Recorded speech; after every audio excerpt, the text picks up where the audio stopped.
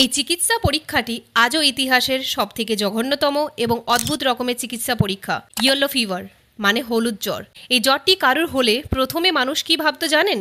যে এক মানুষ থেকে অন্য মানুষের মধ্যে এই জ্বরটি নাকি ছড়িয়ে পড়ে।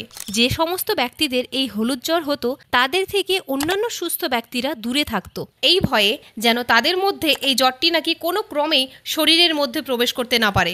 কিন্তু স্টাভেন্স ফার্থ নামক এক মেডিকেল স্টুডেন্ট বিশ্বাস করতেন এই জ্বরটি হাওয়া, জল অথবা আবহাওয়া পরিবর্তনের মাধ্যমে ছড়ায়। ফার্থের থিওরি অনুসারে এই জ্বরটি একদমই কিন্তু ছোঁয়াচে নয়, কিন্তু মুখের কথায় কে বিশ্বাস করে বলুন তো? তাই সবার কাছে বিশ্বাসযোগ্য হওয়ার জন্য প্রমাণ তো করতেই হবে। এবার ফার্থ এই জিনিসটিকে বিশ্বাসযোগ্য করানোর জন্য যা করলো সেটা শুনলে আপনার শরীরে কাঁটা দিয়ে উঠবে। আমি ওয়ার্নিং দিচ্ছি, যদি এই ভিডিওটি আপনি দেখতে দেখতে কিছু খাবার খাচ্ছেন তাহলে ভিডিওটিকে লাইক করে সেভ করে দিন। খাবার খাওয়ার পর তারপর এই ভিডিওটিকে কন্টিনিউ করবেন।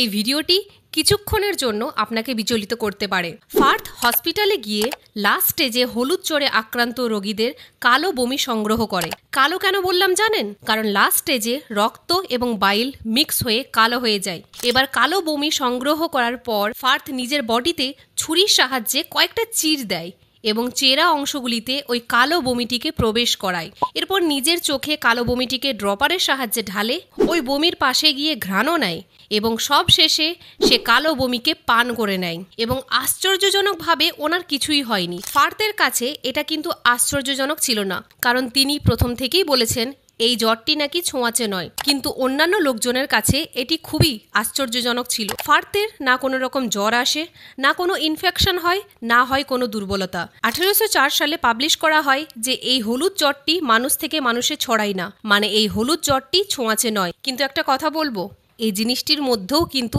একটু ভুল আছে। দেখুন, ফার্থ বলেছিল যে এই জ্বরটি ছোঁয়াচে নয়, এই জ্বরটি নাকি মানুষ থেকে মানুষের মধ্যে সংক্রামিত হয় না, কিন্তু এই উক্তির মধ্যেই একটু ভুল রয়ে গেছে। এই জ্বরটি ছড়ায় কিন্তু মশার মাধ্যমে। ধরুন হলুদ জ্বরে আক্রান্ত ব্যক্তি এবং একটা সুস্থ ব্যক্তি যদি একসাথে বসে থাকে একটা রুমে, এবং সেই দুটি ব্যক্তি যতই কাছাকাছি বসে থাকুক না কেন, একে অপরকে আলিঙ্গন করুক অথবা চুম্বন করুক, একজনের থেকে অন্যজনের মাধ্যমে জ্বর ছড়াবে না। কিন্তু যদি হলুদ জ্বরে আক্রান্ত ব্যক্তিকে একটা মশা কামড়ায় এবং সেই মশাটি 9 থেকে 12 দিন পর অন্য কোনো সুস্থ ব্যক্তিকে কামড় দেয়, তাহলে সেই সুস্থ ব্যক্তিটিও হলুদ জ্বরে আক্রান্ত হয়ে যাবে।